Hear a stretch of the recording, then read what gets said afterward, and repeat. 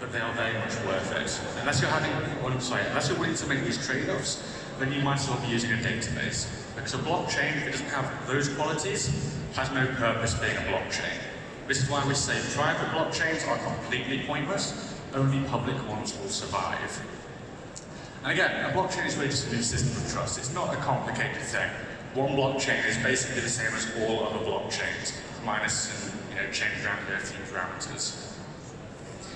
So, do we really need to decentralize everything? We have money, and then there's all these other things coming out. Just because we can, should we? After all, things sound good in theory, but are bad in practice, and from the talks I've had with many people around the world, they often tend to be bad in theory and absolutely terrible in practice. After all, what is the consensus model of these systems people are building? What is the incentive model? These are things that people fundamentally overlook. How are you going to make it work?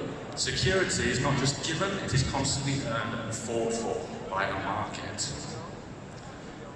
So we have this idea that blockchain can solve everything for some people. And I'm going to say that, no, it can't. Its use cases, in fact, are very specific. I mean, we have companies like IBM trying to launch supply, people trying to put energies in utilities, gaming, cloud storage, healthcare, arts, music, advertising, the list goes on. All these things are pointless for the reasons I mentioned prior. DApp platforms, however, have taken off quite big, and these things are seen as the right consensus and incentive for people to actually launch these applications. And don't get me wrong, I think tokenization absolutely has merit. But I think it's the right idea with very much the wrong method. After all, these things are known to have longevity issues, complexity issues, and bloated blockchains. But however, I do think it is good to try and pioneer new ideas. Ethereum and EOS and the likes, they can try these things. But in the future, we will do it the correct way, the scalable way, the safe way. It doesn't mean it's working now, but it will be in the future. So these include things such as sidechains. Rootstock has been around for a while, Blockstream are making them. There are ways to do it properly. Lightning networks, if we want to scale up the payments and add privacy and fungibility, we will use Lightning. Colored coins is a way to link real-world assets onto blockchains. This idea has existed for many years now, and I think many reasons these haven't been taken up is that the user experience and user interfaces really lack, and I'm not going to deny that. It's why DApp platforms have taken off so quick as they have done, because it's easy. Anyone can go in and just print tokens to their heart's content. And as a result, Ethereum is now over 1 terabyte in size as blockchain. Meanwhile, Bitcoin, which has been around more than twice as long, is around 220 gigabytes. I don't know how many people here have tried to actually run a personal Ethereum node, but I've done it for many projects, and we've always had to rely on Amazon. If my nodes have to be stored on Amazon, then Amazon is my security. This is why you cannot afford to mess with the foundations of your chain, and you have to do this scaling off network. So, why do we put money on a blockchain? Well, it's government controlled. We can return accountability, restore privacy, and individual liberty and autonomy to the users. We can also remove many restrictions. Money on a network doesn't have to comply with traditional boards in a sense. We can move it more freely. This is a huge innovation, and it's why money is really the killer app for blockchains. Nothing else will really suffice. So then, if we have Bitcoin, why do we need all these other coins? Why do we even need Litecoin, the projects I work at? Well, it's quite simple. The free market. The free market loves choice. Litecoin is also a pressure to Bitcoin. It helps drive change. If you were here during the fiasco with SegWit, you'll know that miners on Bitcoin refused to push SegWit onto the network despite what the users wanted. As such, we work closely with Bitcoin developers to help bring SegWit onto Litecoin. Litecoin wasn't the first to actually implement SegWit, but it was the most meaningful. And as a result, capital flowed into Litecoin, more than doubling its price, showing you what the market actually wanted. And that pressure was extremely valuable in helping drive change on the Bitcoin network. Without it, it would not have happened, and the chances are we would still be in a strong stalemate even now. So in many ways, while it is a pressure, it is also Bitcoin's greatest compliment. And of course, its number one is script security. It doesn't compete with Bitcoin for miners, it's a king of its own castle.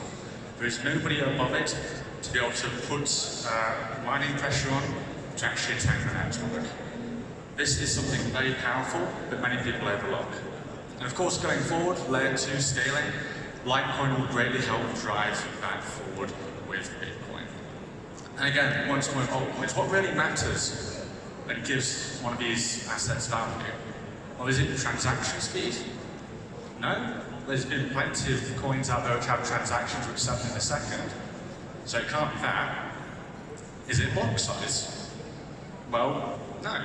Roger Ver and his BCH coin is getting nowhere fast. Bitcoin's still king, despite what he says. The market is speaking, and they have chosen to ignore him. So I think I put it quite succinctly in this tweet. Blockchains are ultimately valued as security as trustless platforms. And Bitcoin and Litecoin are the two most secure and valid long-term because of our scaling solutions. Tokens, apps, smart contracts, commerce, identity, ownership, all these things people talk about, they will be built on top of the strongest layer 1 networks in secure and sustainable ways going forward. Skip that. So what are we doing to make these networks even better than they are currently? Well, one thing is confidential transactions. With confidential transactions, we can restore privacy by obfuscating amounts being sent, and we can go some way to solving the fungibility issue on the network. And again, Litecoin is looking to lead the way in this. It's quite a big change and quite drastic, so we are taking a risk in implementing it first. And hopefully, if it works as described and we don't run into any issues, we can then lead the way for improvements on the Bitcoin network also. Again, compliance is not an issue. We have privacy coins out there already, and this will be completely optional. So if you just need to set clear transactions, no problem.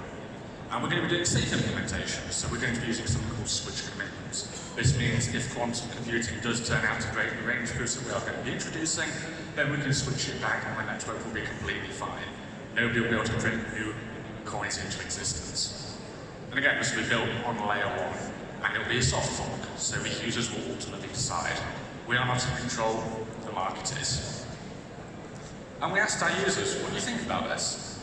And we got an overwhelming response of positivity. So we're very much looking forward to pursuing this going forward. One other thing I want to talk about is Mimblewimble. This is comprehensive privacy. It goes a step beyond confidential transactions by introducing a non-interactive coin join into the system. And this is massively prunable because of it, as it removes intermediate transactions from the blockchain. And again, we can do this via soft forking using extension blocks. And this is a way for us to allow infinite on-chain scaling if we really want to, without ever having to hard fork. This is something that is greatly exciting to us. But of course, only this auxiliary chain, which we're going to be building on, will have these Mimblewimble benefits, which will make it an option for users if they want to go with this type of transaction or a standard transaction. Grin, of course, was the first coin to implement this, and Mimblewimble has been developed since 2015. By a bunch of hardcore developers in the Bitcoin Wizards IRC. But Grin was the first real, actual use case of it in the real world. And this is kind of what a Mimblewimble transaction looks like. So on the left we have a list of inputs, and on the right an output, and these are 3 transactions. And it basically does this in coin joins. So suddenly we can't see how many people are involved in this transaction. We knew there were 3.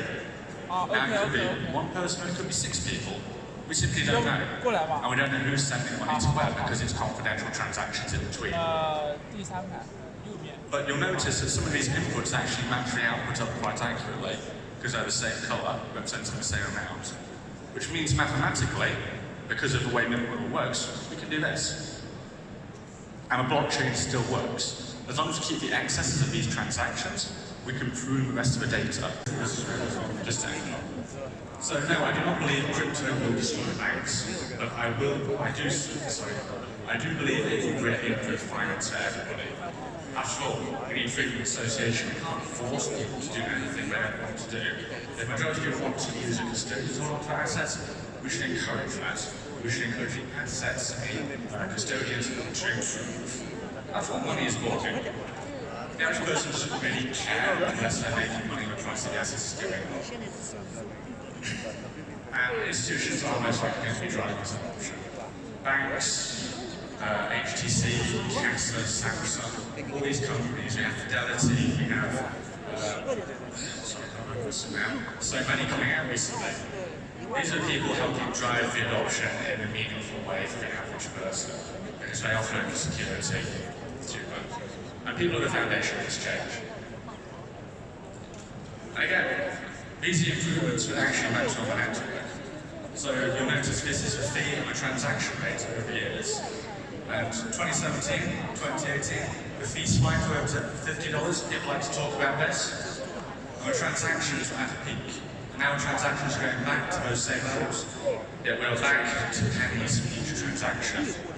That is the improvement in sustainability of the code. These improvements are completely full.